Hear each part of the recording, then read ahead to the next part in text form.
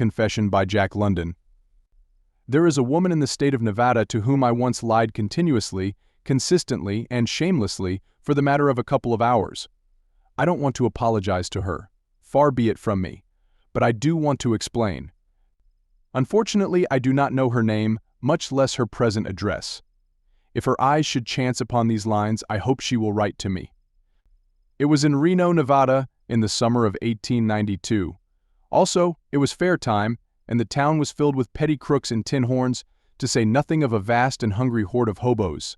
It was the hungry hobos that made the town a hungry town. They battered the back doors of the homes of the citizens until the back doors became unresponsive. A hard town for scoffings was what the hobos called it at that time.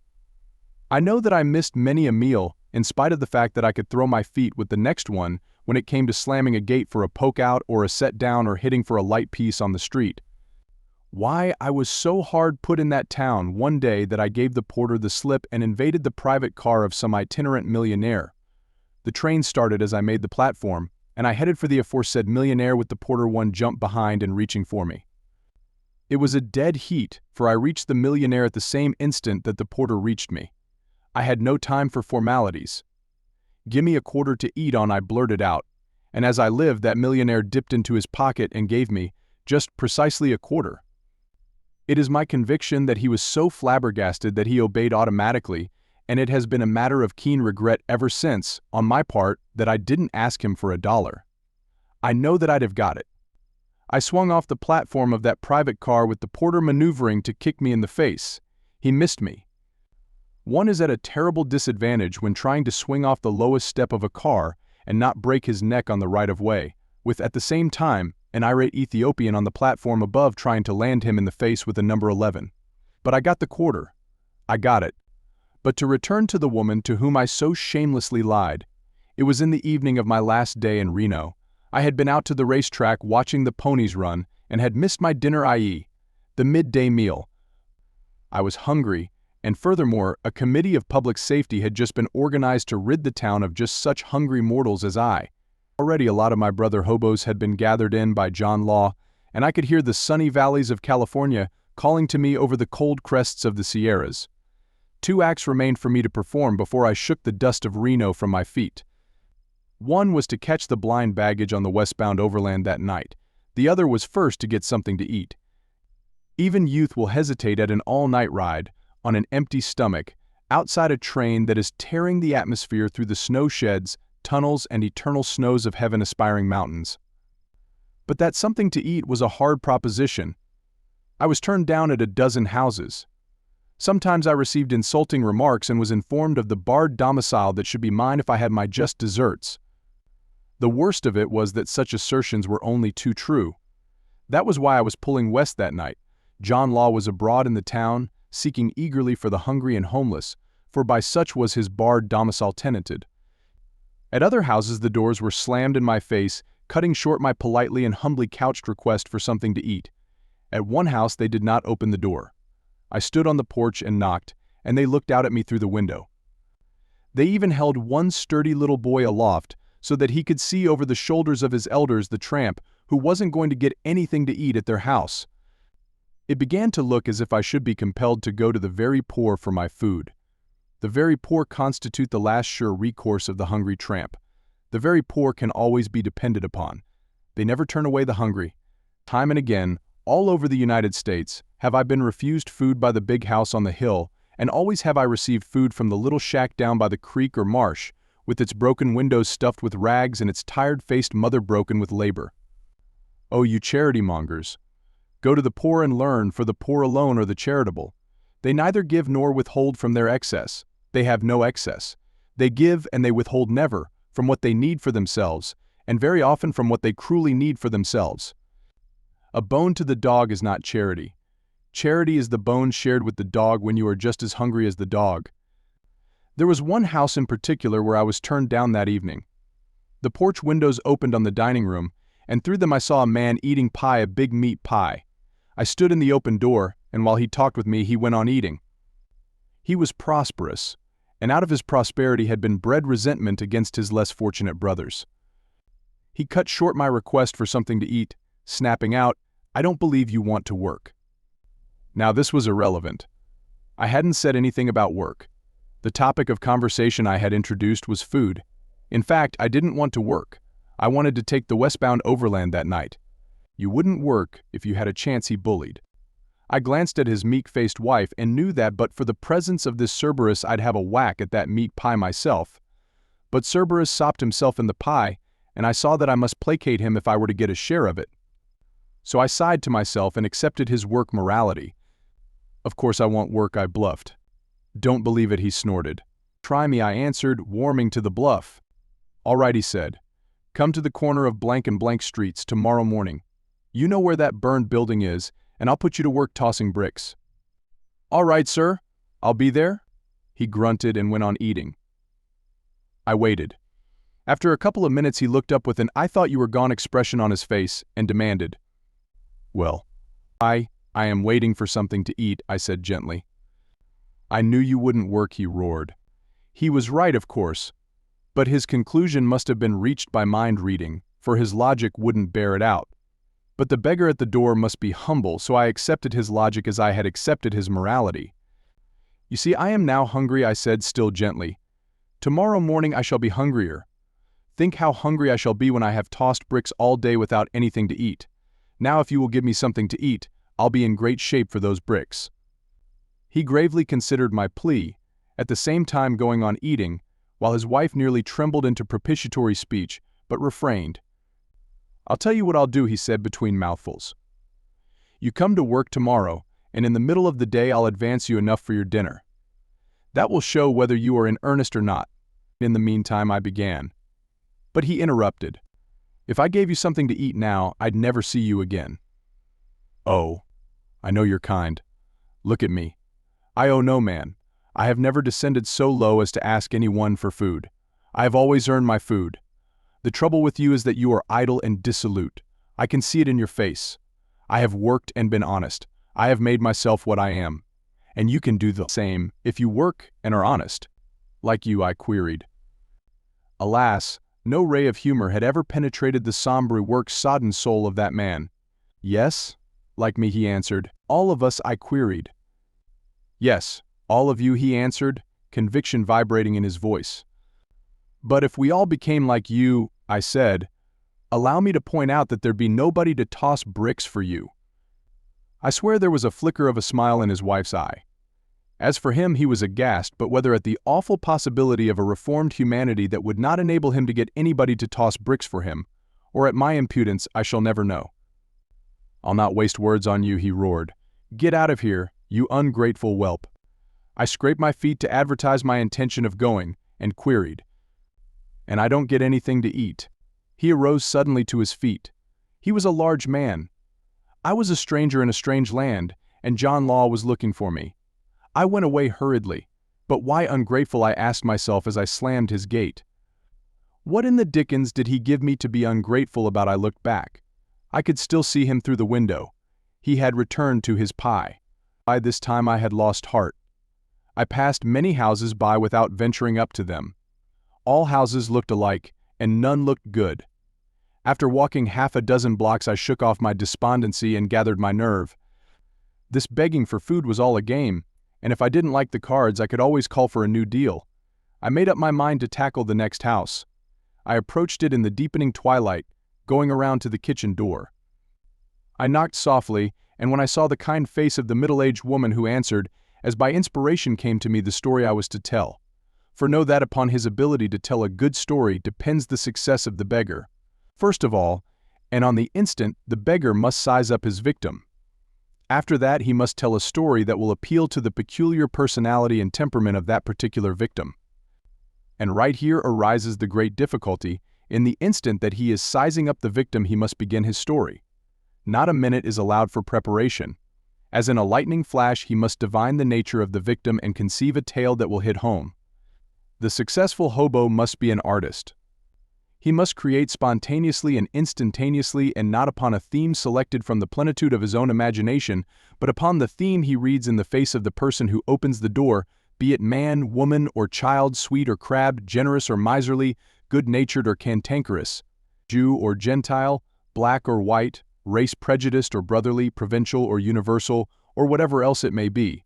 I have often thought that to this training of my tramp days is due much of my success as a story writer. In order to get the food whereby I lived, I was compelled to tell tales that rang true. At the back door, out of inexorable necessity, is developed the convincingness and sincerity laid down by all authorities on the art of the short story. Also, I quite believe it was my tramp apprenticeship that made a realist out of me. Realism constitutes the only goods one can exchange at the kitchen door for grub. After all, art is only consummate artfulness, and artfulness saves many a story. I remember lying in a police station at Winnipeg, Manitoba. I was bound west over the Canadian Pacific. Of course, the police wanted my story, and I gave it to them on the spur of the moment. They were landlubbers in the heart of the continent, and what better story for them than a sea story? They could never trip me up on that. And so I told a tearful tale of my life on the hell ship Glenmore. I had once seen the Glenmore lying at anchor in San Francisco Bay. I was an English apprentice, I said, and they said that I didn't talk like an English boy. It was up to me to create on the instant. I had been born and reared in the United States. On the death of my parents, I had been sent to England to my grandparents. It was they who had apprenticed me on the Glenmore. I hope the captain of the Glenmore will forgive me, for I gave him a character that night in the Winnipeg police station. Such cruelty, such brutality, such diabolical ingenuity of torture. It explained why I had deserted the Glenmore at Montreal. But why was I in the middle of Canada going west when my grandparents lived in England? Promptly I created a married sister who lived in California. She would take care of me. I developed at length her loving nature. But they were not done with me, those hard-hearted policemen. I had joined the Glenmore in England. In the 2 years that had elapsed before my desertion at Montreal, what had the Glenmore done and where had she been? And thereat I took those landlubbers around the world with me. Buffeted by pounding seas and stung with flying spray, they fought a typhoon with me off the coast of Japan. They loaded and unloaded cargo with me in all the ports of the 7 seas. I took them to India and Rangoon and China and had them hammer ice with me around the Horn and at last come to moorings at Montreal. And then they said to wait a moment, and one policeman went forth into the night while I warmed myself at the stove, all the while racking my brains for the trap they were going to spring on me. I groaned to myself when I saw him come in the door at the heels of the policeman. No gypsy prank had thrust those tiny hoops of gold through the ears. No prairie winds had beaten that skin into wrinkled leather, nor had snowdrift and mountain slope put in his walk that reminiscent roll. And in those eyes, when they looked at me, I saw the unmistakable sun wash of the sea. Here was a theme, alas. With half a dozen policemen to watch me read, I who had never sailed the China seas, nor been around the Horn, nor looked with my eyes upon India and Rangoon. I was desperate. Disaster stalked before me incarnate in the form of that gold ear-ringed, weather-beaten son of the sea. Who was he? What was he? I must solve him ere he solved me. I must take a new orientation, or else those wicked policemen would orientate me to a cell, a police court, and more cells. If he questioned me first, before I knew how much he knew, I was lost. But did I betray my desperate plight to those lynx-eyed guardians of the public welfare of Winnipeg? Not I. I met that aged sailorman glad-eyed and beaming, with all the simulated relief at deliverance that a drowning man would display on finding a life-preserver in his last despairing clutch. Here was a man who understood, and who would verify my true story to the faces of those sleuth-hounds who did not understand, or at least such was what I endeavored to play act. I seized upon him. I volleyed him with questions about himself. Before my judges I would prove the character of my Savior before he saved me. He was a kindly sailorman and easy mark. The policemen grew impatient while I questioned him. At last one of them told me to shut up. I shut up, but while I remained shut up, I was busy sketching the scenario of the next act. I had learned enough to go on with. He was a Frenchman. He had sailed always on French merchant vessels, with the one exception of a voyage on a lime juicer. And last of all blessed fact, he had not been on the sea for 20 years. The policeman urged him on to examine me. "You called in at Rangoon?" he queried. I nodded. "We put our third mate ashore there. Fever." If he had asked me what kind of fever, I should have answered enteric, though for the life of me I didn't know what enteric was. But he didn't ask me. Instead, his next question was, "And how is Rangoon?" All right. It rained a whole lot when we were there. Did you get shore leave? Sure, I answered. 3 of us apprentices went ashore together. Do you remember the temple? Which temple? I parried. The big one, at the top of the stairway. If I remembered that temple, I knew I'd have to describe it. The gulf yawned for me. I shook my head. You can see it from all over the harbor, he informed me. You don't need shore leave to see that temple. I never loathed a temple so in my life, but I fixed that particular temple at Rangoon. You can't see it from the harbor, I contradicted. You can't see it from the town. You can't see it from the top of the stairway. Because I paused for the effect. Because there isn't any temple there. But I saw it with my own eyes, he cried. That was in, I queried. 71. It was destroyed in the great earthquake of 1887, I explained. It was very old. There was a pause. He was busy reconstructing in his old eyes the youthful vision of that fair temple by the sea. The stairway is still there, I aided him. You can see it from all over the harbor. And you remember that little island on the right-hand side coming into the harbor? I guess there must have been one there. I was prepared to shift it over to the left-hand side, for he nodded. Gone, I said. 7 fathoms of water there now. I had gained a moment for breath. While he pondered on time's changes, I prepared the finishing touches of my story. You remember the custom house at Bombay? He remembered it. Burned to the ground, I announced. Do you remember Jim Wan? He came back at me. Dead, I said. But who the devil Jim Wan was, I hadn't the slightest idea. I was on thin ice again. Do you remember Billy Harper at Shanghai? I queried back at him quickly. That aged sailorman worked hard to recollect, but the Billy Harper of my imagination was beyond his faded memory. Of course you remember Billy Harper, I insisted. Everybody knows him. He's been there 40 years. Well, he's still there, that's all. And then the miracle happened. The sailorman remembered Billy Harper. Perhaps there was a Billy Harper, and perhaps he had been in Shanghai for 40 years and was still there. But it was news to me. For fully half an hour longer, the sailorman and I talked on in similar fashion. In the end, he told the policeman that I was what I represented myself to be, and after a night's lodging and a breakfast I was released to wander on westward to my married sister in San Francisco. But to return to the woman in Reno who opened her door to me in the deepening twilight. At the first glimpse of her kindly face I took my cue. I became a sweet, innocent, unfortunate lad. I couldn't speak. I opened my mouth and closed it again. Never in my life before had I asked anyone for food. My embarrassment was painful, extreme. I was ashamed. I who looked upon begging as a delightful whimsicality, thumbed myself over into a true son of Mrs. Grundy, burdened with all her bourgeois morality. Only the harsh pangs of the belly need could compel me to do so degraded and ignoble a thing as beg for food. And into my face I strove to throw all the wine wistfulness of famished and ingenuous youth unused to mendicancy. You are hungry, my poor boy, she said. I had made her speak first.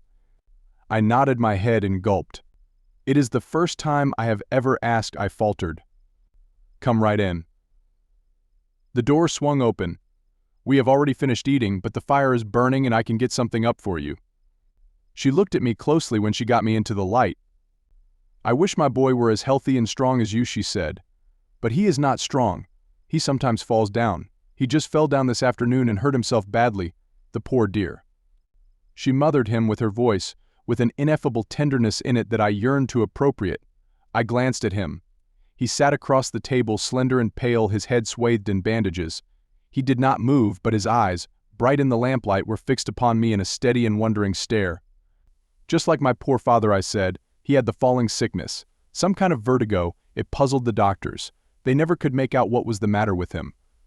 He is dead, she queried gently, setting before me half a dozen soft boiled eggs. Dead, I gulped. 2 weeks ago. I was with him when it happened. We were crossing the street together. He fell right down. He was never conscious again. They carried him into a drugstore. He died there. And thereat I developed the pitiful tale of my father, how, after my mother's death, he and I had gone to San Francisco from the ranch. How his pension, he was an old soldier, and the little other money he had was not enough. And how he had tried book canvassing. Also, I narrated my own woes during the few days after his death that I had spent alone and forlorn on the streets of San Francisco.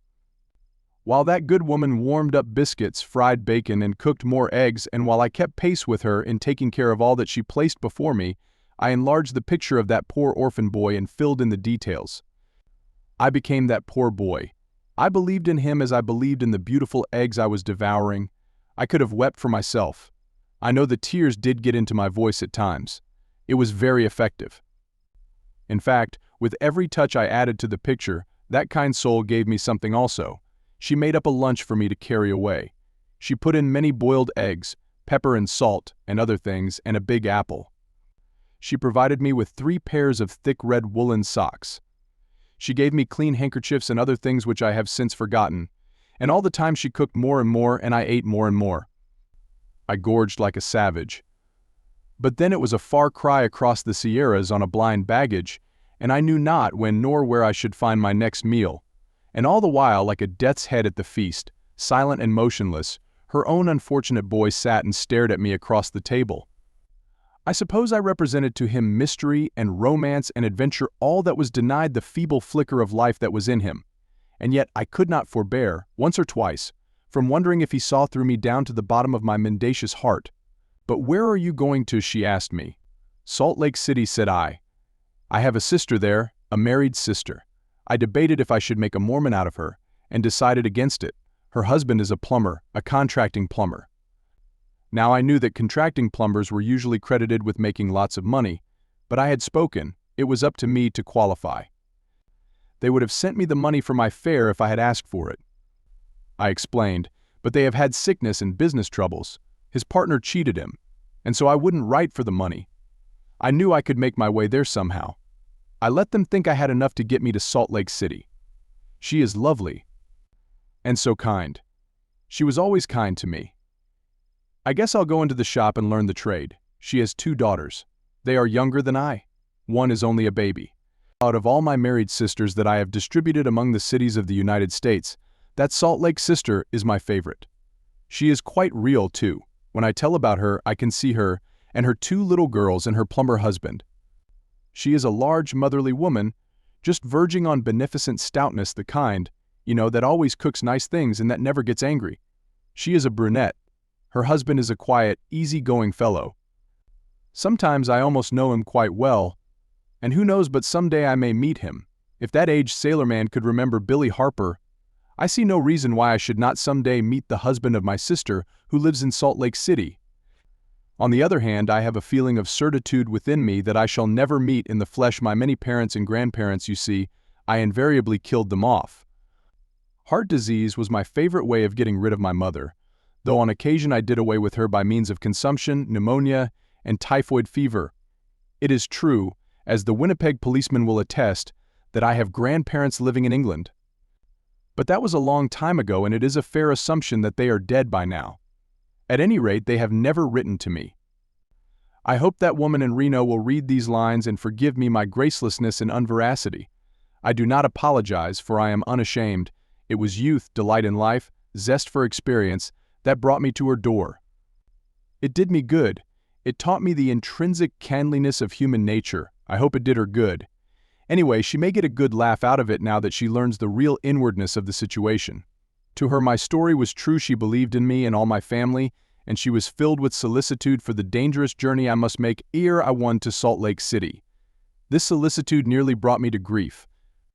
Just as I was leaving, my arms full of lunch and my pockets bulging with fat woolen socks, she bethought herself of a nephew or uncle or relative of some sort who was in the railway mail service, and who, moreover, would come through that night on the very train on which I was going to steal my ride. The very thing. She would take me down to the depot, tell him my story, and get him to hide me in the mail car. Thus, without danger or hardship, I would be carried straight through to Ogden. Salt Lake City was only a few miles farther on. My heart sank. She grew excited as she developed the plan, and with my sinking heart I had to feign unbounded gladness and enthusiasm at this solution of my difficulties. Solution. Why, I was bound west that night, and here was I being trapped into going east. It was a trap, and I hadn't the heart to tell her that it was all a miserable lie. And while I made believe that I was delighted, I was busy cudgeling my brains for some way to escape. But there was no way. She would see me into the mail car, she said so herself, and then that male clerk relative of hers would carry me to Ogden, and then I would have to beat my way back over all those hundreds of miles of desert. But luck was with me that night. Just about the time she was getting ready to put on her bonnet and accompany me, she discovered that she had made a mistake. Her male clerk relative was not scheduled to come through that night. His run had been changed. He would not come through until 2 nights afterward. I was saved, for of course my boundless youth would never permit me to wait those 2 days. I optimistically assured her that I'd get to Salt Lake City quicker if I started immediately, and I departed with her blessings and best wishes ringing in my ears. But those woolen socks were great. I know. I wore a pair of them that night on the blind baggage of the Overland, and that Overland went west.